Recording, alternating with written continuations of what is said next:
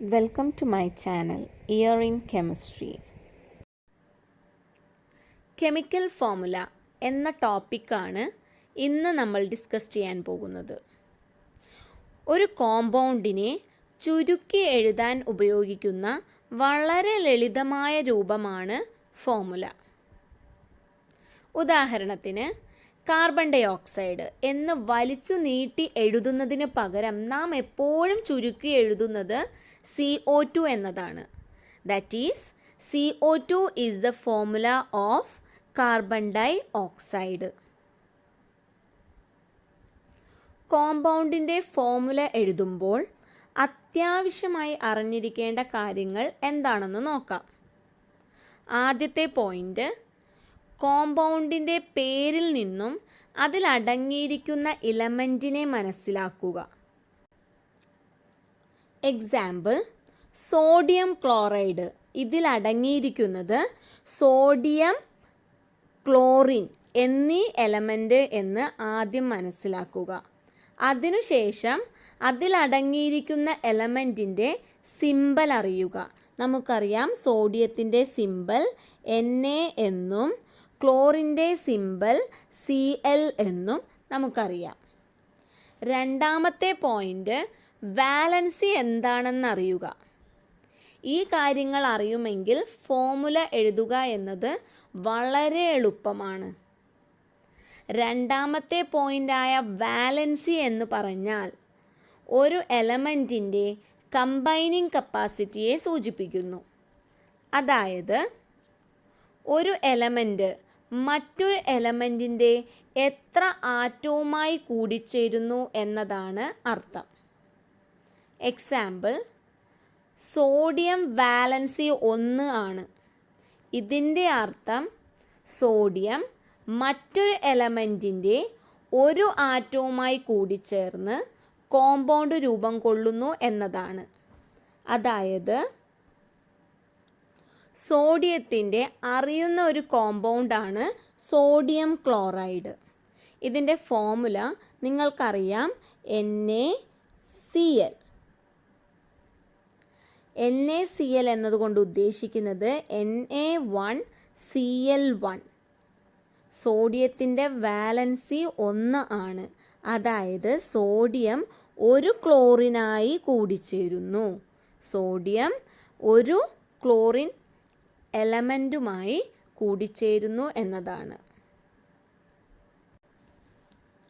Important ആയുള്ള കോൺസ്റ്റിറ്റ്യുവൻറ്റിൻ്റെ valency number നമുക്ക് നോക്കാം.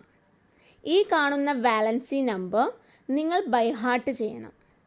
10 ദിവസം അടുപ്പിച്ച് ഓരോ ദിവസവും ഒരു പ്രാവശ്യം വീതം വായിച്ചാൽ വാലൻസി നമ്പർ നിങ്ങൾ ഒരിക്കലും മറക്കില്ല. ഈ ടേബിളിൽ കാണുന്ന കോൺസ്റ്റിറ്റ്യുവൻസ് പോസിറ്റീവ് അയോൺ ആണോ നെഗറ്റീവ് അയോൺ ആണോ എന്ന് ഞാൻ എഴുതിയിട്ടില്ല. പഠിക്കാനുള്ള എളുപ്പത്തിന് വേണ്ടിയാണ് ഈ ടേബിൾ ഫോം ചെയ്തിരിക്കുന്നത്. അപ്പോൾ നമുക്ക് ഓരോന്നും ഏതാണെന്നും അതിൻ്റെ വാലൻസി എത്രയാണെന്നും നോക്കാം. ആദ്യം തന്നെ ഞാൻ എഴുതിയിരിക്കുന്നത് വാലൻസി 1 ആയ കോൺസ്റ്റിറ്റ്യുവൻസിനെ കുറിച്ചിട്ടാണ്. ടേബിളിൽ നിന്നും വളരെ വ്യക്തമായി കാണാൻ സാധിക്കും. വാലൻസി 1 ഏതൊക്കെയാണ്? Hydrogen, sodium, potassium, silver, fluorine, chlorine, bromine, iodine എന്നീ കോൺസ്റ്റിറ്റ്യുവൻസിനാണ് ഇവിടെ വാലൻസി 1 ആയിട്ടുള്ളത്. മാക്സിമം കോൺസ്റ്റിറ്റ്യുവൻസിനെ ഞാൻ ഇൻക്ലൂഡ് ചെയ്തിട്ടുണ്ട്. ഇത് തന്നെ പഠിച്ചാൽ നിങ്ങൾക്ക് ടെക്സ്റ്റ് ബുക്കിലെ എല്ലാ എക്സാമ്പിൾസിൻ്റെയും ഫോർമുല എഴുതാൻ നിങ്ങൾക്ക് സാധിക്കുന്നതാണ്. ഇനി വാലൻസി 2 ഏതെല്ലാമാണ്? Magnesium, calcium, zinc, barium, oxygen, sulphur എന്നതാണ്. അടുത്തതായി വാലൻസി 3. വാലൻസി 3 ഉള്ളത് 2 കോൺസ്റ്റിറ്റ്യുവൻസിനാണ്. Aluminium, nitrogen. വാലൻസി 4 ഉള്ളത് ഒരേ ഒരു കോൺസ്റ്റിറ്റ്യുവൻറ്റിനാണ്. അത് കാർബൺ ആണ്. കാർബണിൻ്റെ വാലൻസി 4 എന്നതാണ്. അപ്പോൾ നിങ്ങൾ ഓരോ കോൺസ്റ്റിറ്റ്യൂൻറ്റിൻ്റെ പേരും അതിൻ്റെ വാലൻസി നമ്പറുമാണ് ബൈ ഹാർട്ട് ചെയ്യേണ്ടത്. ഇനി നമുക്കൊരു ടേബിളും കൂടി നോക്കാം. ഈ ടേബിളിൽ ഞാൻ ഇൻക്ലൂഡ് ചെയ്തിരിക്കുന്നത് പോളി അറ്റോമിക് അയോണിൻ്റെ വാലൻസി നമ്പറാണ്. അതിനു മുൻപേ എന്താണ് പോളി അറ്റോമിക് അയൺ കൊണ്ട് ഉദ്ദേശിക്കുന്നത്? Poly atomic, poly means number of, atomic means atom, അതായത് നമ്പർ ഓഫ് ആറ്റംസ് എന്നതാണ് അതിൻ്റെ അർത്ഥം. ഒരു കൂട്ടം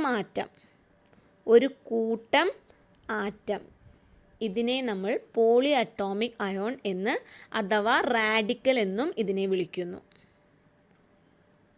എക്സാമ്പിൾ ആദ്യം തന്നെ നിങ്ങൾക്ക് ടേബിളിൽ കാണാൻ സാധിക്കും അമോണിയം. ഞാൻ ഇവിടെ എഴുതിയിരിക്കുന്ന സിമ്പൽ എന്താണ്? NH4 എന്നതാണ്. എന്താണ് ഇതിൽ നിന്നും മനസ്സിലായത്? അമോണിയം എന്ന പോളി അറ്റോമിക് അയോണിൽ നിങ്ങൾക്ക് ഒരു നൈട്രജനെയും 4 ഹൈഡ്രജനെയും കാണാൻ സാധിക്കും. ഒരു നൈട്രജനും 4 ഹൈഡ്രജനും ചേർന്ന ഒരു റാഡിക്കൽ അല്ലെങ്കിൽ പോളി അറ്റോമിക് അയോൺ ആണ് അമോണിയം എന്ന് പറയുന്നത്. മറ്റ് പോളി അറ്റോമിക് അയോണിനെ ഞാൻ ഈ ടേബിളിൽ ഇൻക്ലൂഡ് ചെയ്തിട്ടുണ്ട്. നമുക്കതിലെ ഓരോന്നിൻ്റെയും വാലൻസി എന്താണെന്ന് നോക്കാം. വാലൻസി 1 ആയ പോളി അറ്റോമിക് അയോൺ ആണ് അമോണിയം ഹൈഡ്രോക്സൈഡ് OH ഫോം, ഒരു ഓക്സിജനും ഒരു ഹൈഡ്രജനും. അടുത്തത് നൈട്രേറ്റ് NO3 എന്നതാണ് അതിൻ്റെ സിമ്പൽ. അടുത്തത് ഹൈഡ്രജൻ കാർബണേറ്റ്, അതിൻ്റെ റെപ്രസെൻറ്റേഷൻ HCO3 എന്നതാണ്. ഒരു ഹൈഡ്രജനും ഒരു കാർബണും 3 ഓക്സിജനും ചേരുന്ന ഒരു പോളി അറ്റോമിക് അയോൺ ആണ് ഹൈഡ്രജൻ കാർബണേറ്റ്. അടുത്തത് വാലൻസി 2 ആയ റാഡിക്കൽ ഏതൊക്കെയാണെന്ന് നോക്കാം.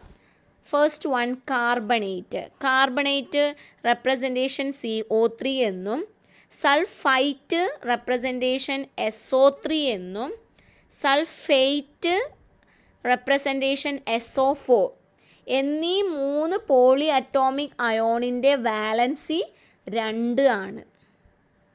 വാലൻസി 3 ആയ ഒരു റാഡിക്കലാണ് ഫോസ്ഫേറ്റ്. അതിൽ ഒരു ഫോസ്ഫറസും 4 ഓക്സിജനും ചേരുന്നതാണ്. ഇത്രയും പോളി അറ്റോമിക് അയോണും അതിൻ്റെ റെപ്രസെൻറ്റേഷനും വാലൻസിയും നിങ്ങൾ മനസ്സിലാക്കിയിരിക്കണം. ടെക്സ്റ്റ് ബുക്കിൽ പല സന്ദർഭങ്ങളിൽ ഈ പോളി അറ്റോമിക് അയോണിൻ്റെ അടങ്ങിയിരിക്കുന്ന കോമ്പൗണ്ട് നിങ്ങൾ പഠിക്കേണ്ടതായി വരുന്നുണ്ട്. അപ്പോൾ ഞാൻ തന്നിരിക്കുന്ന ഈ ടേബിൾ വ്യക്തമായി പഠിച്ചാൽ ടെക്സ്റ്റ് ബുക്കിലെ ഒരൊറ്റ കോമ്പൗണ്ടിൻ്റെ ഫോമുല നിങ്ങൾക്ക് അറിയാതെ ഇരിക്കാൻ സാധിക്കില്ല. അത്രയും കോൺസ്റ്റിറ്റ്യുവൻസ് ഉൾപ്പെടുത്തിയിട്ടുള്ള ഒരു ടേബിളാണ് ഇത്. ഇതിൽ വേറിട്ട് നിൽക്കുന്ന 2 എലമെൻ്റാണ് കോപ്പറും അയണും. കോപ്പർ Cu എന്നും അയൺ Fe എന്നുമാണ് സിമ്പൽ. ഇവരെ വേരിയബിൾ വാലൻസി എലമെൻറ്റ് എന്നാണ് പറയുന്നത്. അതിൻ്റെ അർത്ഥം ഇത്തരം എലമെൻറ്റ് ഒന്നിൽ കൂടുതൽ വാലൻസി കാണിക്കുന്നു. Variable valency element. Example copper 1, അതായത് റോമൻ ലെറ്ററിൽ 1 എന്ന് പറഞ്ഞാൽ ഈ സമയത്ത് കോപ്പറിൻ്റെ വാലൻസി 1 ആണ്. കോപ്പർ 2 എന്ന് എഴുതിയാൽ അത്തരം കോമ്പൗണ്ടിൽ കോപ്പറിൻ്റെ വാലൻസി 2 എന്നതാണ് അർത്ഥം. മറ്റൊരു എക്സാമ്പിളായ അയൺ 2 എന്ന് പറഞ്ഞാൽ വാലൻസി 2 എന്നും അയൺ 3 എന്ന് പറഞ്ഞാൽ വാലൻസി 3യുമാണ്. കെമിക്കൽ ഫോമുലയുടെ കുറച്ച് എക്സാമ്പിൾ നോക്കാം. ആദ്യത്തെ ഉദാഹരണം ഹൈഡ്രജൻ സൾഫൈഡ്. പേരിൽ നിന്നും വളരെ വ്യക്തമാണ്. ഇതിൽ കാണുന്ന 2 എലമെൻ്റാണ് ഹൈഡ്രജനും സൾഫറും. അതുകൊണ്ട് ആദ്യത്തെ സ്റ്റെപ്പ് ഏത് എലമെൻ്റാണോ അതിൽ കാണുന്നത് എന്ന് മനസ്സിലാക്കിയതിന് ശേഷം അതിൻ്റെ സിമ്പൽ എഴുതുക. സോ ഹൈഡ്രജൻ എച്ച് എന്നും സൾഫറിനെ എസ് എന്നും എഴുതാം. സ്റ്റെപ്പ് 2 പറയുന്നത് അതിനുശേഷം അതിൻ്റെ വാലൻസി എഴുതുക. ഹൈഡ്രജൻ 1 എന്നും സൾഫറിൻ്റെ വാലൻസി 2 എന്നതുമാണ്. മൂന്നാമത്തെ സ്റ്റെപ്പ് പറയുന്നത് വാലൻസിയെ പരസ്പരം ക്രോസ് ഓവർ ചെയ്യുക. വാലൻസിയെ പരസ്പരം ക്രോസ് ഓവർ ചെയ്തതിന് ശേഷം നമ്പർ ഓരോ എലമെൻറ്റിൻ്റെയും ബേസിലായിട്ട് എഴുതുക. അപ്പോൾ ഹൈഡ്രജൻ്റെ ഏതാണ് ബേസിൽ വരുന്ന നമ്പർ? 2 എന്നും സൾഫറിൻ്റെ ബേസിൽ വരുന്ന നമ്പർ ഏതാണ്? 1 എന്നും എഴുതാം. അപ്പോൾ ഫോർമുല എന്തായി മാറി? H2S1. ഇനി ബേസിൽ കാണുന്ന നമ്പർ 1 ആണെങ്കിൽ അത് എഴുതണമെന്ന് നിർബന്ധമില്ല. അപ്പോൾ നമ്മുടെ ഫോർമുല എന്തായി മാറി? H2S എന്നതാണ് ഹൈഡ്രജൻ സൾഫൈഡിൻ്റെ കെമിക്കൽ ഫോർമുല. അടുത്ത ഉദാഹരണം കാർബൺ ഡൈ ഓക്സൈഡ്. വളരെ ഫെമിലിയർ ആണ് കാർബൺ ഡൈ ഓക്സൈഡ് എന്ന കോമ്പൗണ്ട്. അതിൻ്റെ ഫോർമുല അതും നിങ്ങൾക്കറിയാം, CO2. അതെങ്ങനെ വന്നു എന്ന് നമുക്ക് നോക്കാം. അപ്പോൾ പേരിൽ നിന്നും നമുക്ക് മനസ്സിലായി കാർബണും ഓക്സിജനുമാണ് എലമെൻറ്റ്. അതുകൊണ്ട് നമുക്ക് സിമ്പൽ കാർബൺ C എന്നും ഓക്സിജൻ്റെ സിമ്പൽ O എന്നും എഴുതാം. സ്റ്റെപ്പ് 2 നമ്മൾ പഠിക്കുന്നത് വാലൻസി എഴുതാനാണ്. കാർബണിൻ്റെ വാലൻസി 4ഉം ഓക്സിജൻ്റെ വാലൻസി 2ഉമാണ്. പരസ്പരം ക്രോസ് ഓവർ ചെയ്തതിന് ശേഷം ബേസിൽ എഴുതിയാൽ നമുക്ക് നമ്പർ എന്ത് കിട്ടും? C2O4 എന്ന റെപ്രസെൻറ്റേഷനിലേക്ക് വരും. പക്ഷേ കാർബണിൻ്റെ ബേസിൽ 2ഉം ഓക്സിജൻ്റെ ബേസിൽ 4ഉമാണ്. ഈ രണ്ട് നമ്പറിലും കോമൺ ഫാക്ടർ എന്തുണ്ട്? 2 എന്ന നമ്പർ കോമൺ ഫാക്ടറാണ്. ഇങ്ങനെ വരുന്ന കേസുകളിൽ ഏതാണോ കോമൺ ഫാക്ടർ ആ ഫാക്ടറിനെ കൊണ്ട് 2 നമ്പറും നമ്മൾ ഡിവൈഡ് ചെയ്യേണ്ടതാണ്. അപ്പോൾ നമുക്ക് വളരെ സിംപ്ലസ്റ്റ് ഫോർമുല കിട്ടുന്നതാണ്. അപ്പോൾ നമ്മുടെ ഫോർമുല എന്തായി മാറി? C1O2. ഇനി 1 ആണെങ്കിൽ എഴുതണമുണ്ടോ? അതിൻ്റെ എഴുതാൻ ആവശ്യമില്ല. അപ്പോൾ നമ്മുടെ ഫോർമുല എന്തായി മാറി? CO2. അങ്ങനെയാണ് നമ്മുടെ കാർബൺ ഡൈ ഓക്സൈഡിൻ്റെ ഫോർമുല എന്തായി മാറിയത്? CO2 എന്നായി മാറിയത്. അടുത്തത് അലൂമിനിയം സൾഫേറ്റ്. പേരിൽ നിന്നും നമുക്ക് എഴുതാൻ പറ്റും. അലൂമിനിയവും സൾഫേറ്റ് എന്ന റാഡിക്കലുമാണ് ഇതിൽ കാണുന്നത്. അടുത്തത് അതിൻ്റെ വാലൻസി. അലൂമിനിയം 3ഉം സൾഫേറ്റിൻ്റെ വാലൻസി 2ഉമാണ്. ഇനി ക്രോസ് ഓവർ ചെയ്യുക. ക്രോസ് ഓവർ ചെയ്ത് ബേസിൽ എഴുതുമ്പോൾ നമുക്ക് എന്ത് കിട്ടും? ALൻ്റെ ബേസിൽ 2 എന്നും SO4 എന്നത് ഒരു പോളി അറ്റോമിക് അയോൺ ആണ്. പോളി അറ്റോമിക് അയോണിന് വാലൻസി ക്രോസ് ഓവർ ചെയ്ത് എഴുതുമ്പോൾ എപ്പോഴും ഒരു ബ്രാക്കറ്റ് ഇട്ടതിന് ഔട്ട്സൈഡിൽ മാത്രമാണ് ആ വാലൻസി നമ്പർ എഴുതേണ്ടത്. വളരെ വ്യക്തമായിട്ട് പറയുന്നുണ്ട്. എപ്പോഴും വാലൻസി എഴുതേണ്ടത് പോളി അറ്റോമിക് അയോൺ അഥവാ റാഡിക്കൽ എഴുതിയതിന് ശേഷം ഒരു ബ്രാക്കറ്റ് ഇടുക. ബ്രാക്കറ്റിൻ്റെ ഔട്ട്സൈഡിൽ മാത്രമാണ് ആ നമ്പർ എഴുതേണ്ടത്. ഇതിനെ വായിക്കേണ്ടത് Al2SO4 3 എന്നല്ല, ത്രൈസ് എന്നാണ്. Al2SO4 thrice. അടുത്ത കോമ്പൗണ്ട് കാൽസ്യം ഫോസ്ഫേറ്റ്. നമുക്ക് സിമ്പൽ Ca എന്നും ഫോസ്ഫേറ്റിൻ്റേത് PO4 എന്നുമാണ്. ഇനി വാലൻസി കാൽസ്യം 2ഉം ഫോസ്ഫേറ്റ് 3ഉമാണ്. കാൽസ്യം ഫോസ്ഫേറ്റിൻ്റെ പ്രത്യേകത എന്ന് വെച്ചാൽ നമ്മുടെ എല്ലുകളിൽ കാണപ്പെടുന്ന ഒരു കോമ്പൗണ്ടാണ്. എല്ലുകളുടെ സ്ട്രോങ്ങിന് കാരണമായ ഒരു കോമ്പൗണ്ടാണ് കാൽസ്യം ഫോസ്ഫേറ്റ്. ഇനി ക്രോസ് ഓവർ എഴുതിയതിന് ശേഷം നമുക്ക് എങ്ങനെ ലഭിക്കും?